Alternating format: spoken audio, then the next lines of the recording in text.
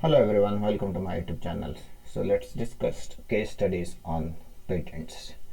So in this fifth module, though the module discuss about the geographical indications and industrial designs, so few patents, few case studies on patents has also been included in this module, which are not directly related to industrial design or even the geographical indications, but somehow they are coming from a regional basis. For example, we are having the case studies on discussing about the turmeric, okay, where the US they claimed the patent for it, okay. Similarly, we have which were already greatly used in India and subcontinental countries because since many years, okay, for medicinal purposes.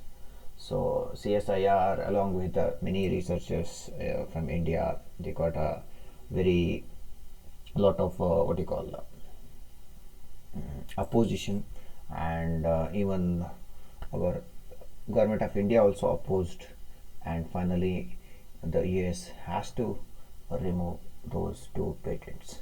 So that was it, and there are also many cases of like including basmati rice and this longa, that is again which is a turmeric this thing. Okay, all the case studies we will be discussing today. Okay, so since they become regional, so that's why they have been put here in this model. That's how indirectly they are connected, not directly.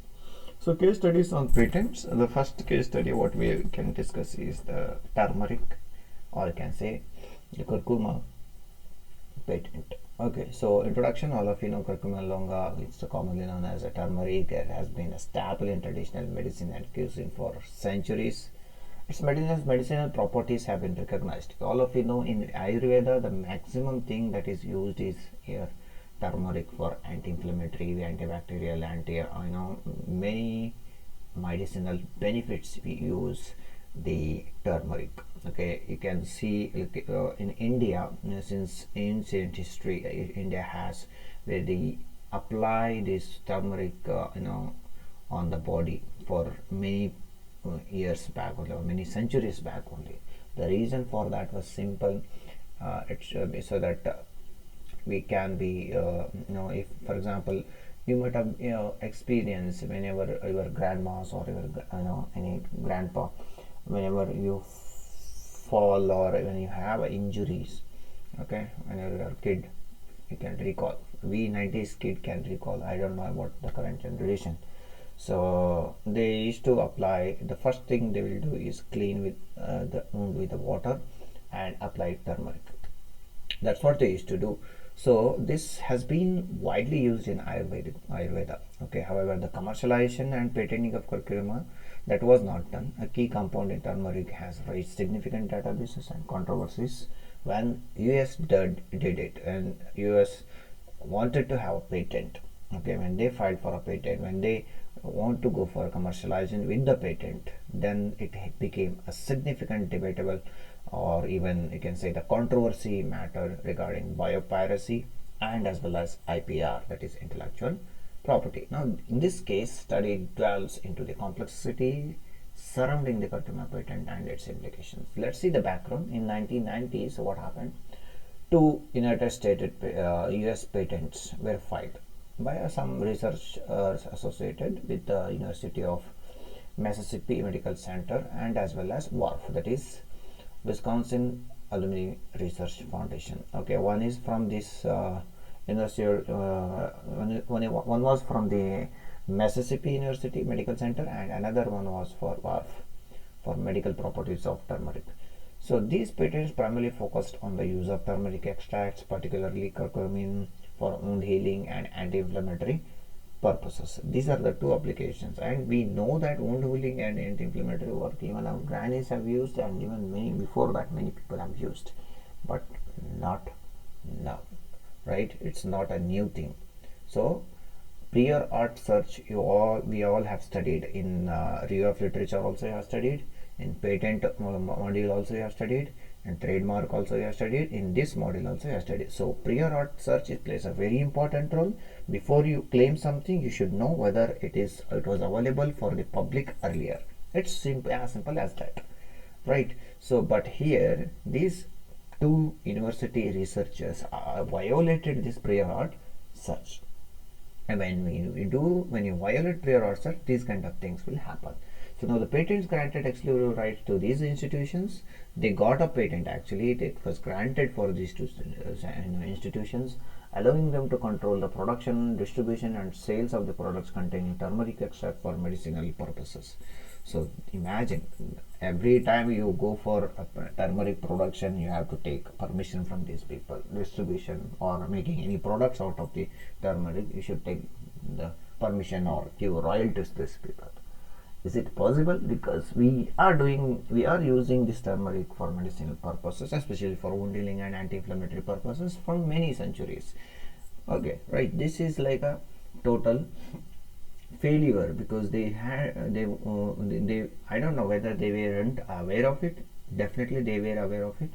The only thing is they violated it, right? So that's why it became a controversy case, and there was a huge opposition from many countries, especially India. Now the curcuma patents sparked outrage and opposition, especially in India and other countries where turmeric has been traditionally used for health benefits. So in India, the CSIR, like that is Council of Scientific and Industrial Research, and other organizations like actively challenged the validity of the patents, citing prior art. Okay, you didn't do the prior art properly, and the long-standing use of turmeric in traditional medicine. So now then Indian government also intervened and submitting prior art of evidence to the US Patent and Trademark Office, that is USPTO, to invalidate the patent. Indian government submitted the prior art evidence that we were using this turmeric for medicine benefits for many years, okay, to the USPTO office, and it requested to invalidate the patents, both the patents. Now the resolution, what happened in 1997 and 1998, after considering the public pressure and legal challenges, US PTO, that is US State Patent Office and even Trademark Office, revoked both patents. They removed both patents and acknowledging that the medicinal properties of turmeric were already widely known and utilized in traditional system of medicine. See, this is what happens. Even if you grant a patent, and if it goes controversial, then it can be revoked. So you should be very careful when you go for the patenting. It should not just available in the public, but also it should not affect some community also. And that is also, if the opposition is strong, if the pressure from the public is so strong, then they'll have to, with the valid reason, they have to remove or revoke your granted patents also. The decision was hailed as a victory of advocates of traditional knowledge production and indigenous rights. Now the lesson learned, what the curcuma patent highlighted the importance of protecting traditional knowledge. That means whenever some traditional knowledge is being used and prevented in misappropriating of biological resources, then definitely you will have to be very careful. So next, furthermore, the case emphasized the significance of international cooperations in addressing the issues of biopiracy and IPR. This is totally the greatest success of international collaboration, or you can say the cooperation, what we can say. See, we know that the patents are not territorial, right? They are they are territorial. That means they only inside that country only it matters. At the international, because of this backlash, or you can say the evidence, all the things, the pressure, everything, it made addressing this particular problem. This entire issue was solved, okay, addressing the biopiracy and as well as IPR. So this is one of the success for this international cooperation, what we can say. Understood? So it's simple.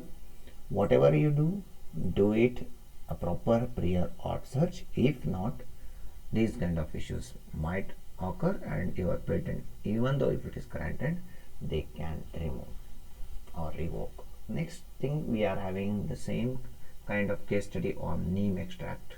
Okay, we will discuss in the next class.